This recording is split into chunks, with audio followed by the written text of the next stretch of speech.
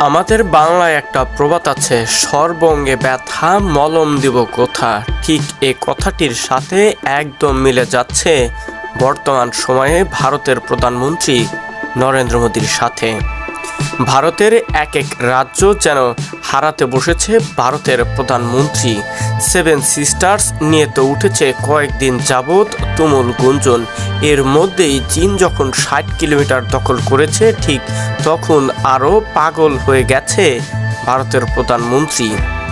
এরপর পাকিস্তানের সাথে থাকা কাশ্মীরও যেন পাকিস্তানের সাথে জোড়ানোর জন্য একটা প্রচেষ্টা চলছে। ঠিক একের পর এক যখন ভারত সীমান্ত রক্ষীদের নিয়ে চিন্তিত, ঠিক এ সময় বারবার শুনতে যাচ্ছে দুঃসংবাদ। এমন সময় ভারতের প্রধানমন্ত্রী মুখ খুলেছে বাংলাদেশের রোহিঙ্গাদের নিয়ে।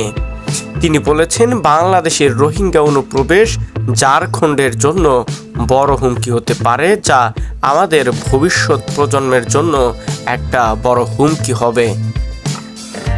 ভারতের ঝাড়খণ্ড রাজ্যের ক্ষমতাসীন দল ঝাড়খণ্ড মুক্তি মোর্চা জেএসএম বাংলাদেশি ও রোহিঙ্গাদের সমর্থন দিচ্ছে বলে অভিযোগ করেছে দেশটির প্রধানমন্ত্রী নরেন্দ্র মোদী। একই সঙ্গে তিনি বলেছেন, এই অবৈধ অনুপ্রবেশ বর্তমানে ঝাড়খণ্ডের জন্য সবচেয়ে বড় সমস্যা। আজ রোববার ঝাড়খণ্ডের জমশেদপুর শহরে এক সমাবেশে নরেন্দ্র মোদী কথা বলেন। 6 জেলা নিয়ে গঠিত ঝাড়খণ্ডের সাঁওতাল ডিভিশন প্রসঙ্গে তিনি বলেন, সাঁওতাল পরগনায় আদিবাসীদের সংখ্যা দ্রুত কমছে, অঞ্চলটি দখল হয়ে গেছে, অনুপ্রবেশকারীরা পঞ্চায়েতের বিভিন্ন পথ দখলে নিয়েছে, মেয়েদের বিরুদ্ধে অপরাধ বেড়েছে। অনুপ্রবেশকারীদের কারণে ঝাড়খণ্ডের প্রত্যেক অনিরাপত্তায় ভুগতেছে, যা শুধু এটাই নয়, পুরো ভারতবাসীর জন্য অনেক বড় একটা হুমকি হতে পারে এই সকল রোহিঙ্গাদের কারণে। যত দ্রুত সম্ভব এই রোহিঙ্গাদের অনুপ্রবেশ ঠেকাতে আমাদের যথাসম্ভব প্রচেষ্টা চালাতে হবে। ভারতীয় সংবাদ সংস্থা ANI এর প্রতিবেদন অনুযায়ী নরেন্দ্র মোদী আরও বলেন, 2-3 দিন আগে ঝাড়খণ্ড হাইকোর্ট অনুপ্রবেশের বিষয়টি নিয়ে তদন্ত একটি স্বাধীন প্যানেল গঠনের নির্দেশ দিয়েছেন, কিন্তু জেএমএম সরকার এটা স্বীকার করতে চায় না যে ঝাড়খণ্ডে অনুপ্রবেশ চলছে।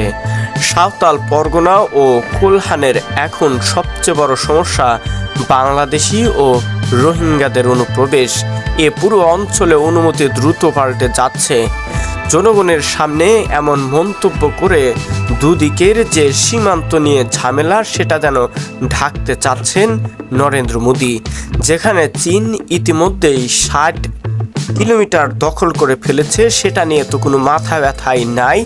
যেখানে বাংলাদেশে রয়েছে রোহিঙ্গারা, তাদেরকে নিয়ে জনগণের সামনে এমন মন্তব্য করে জনগণের পুরো ব্রেনটা এমনভাবে ওয়াশ করতে চেয়েছেন, সেটা কখনোই সম্ভব হবে না।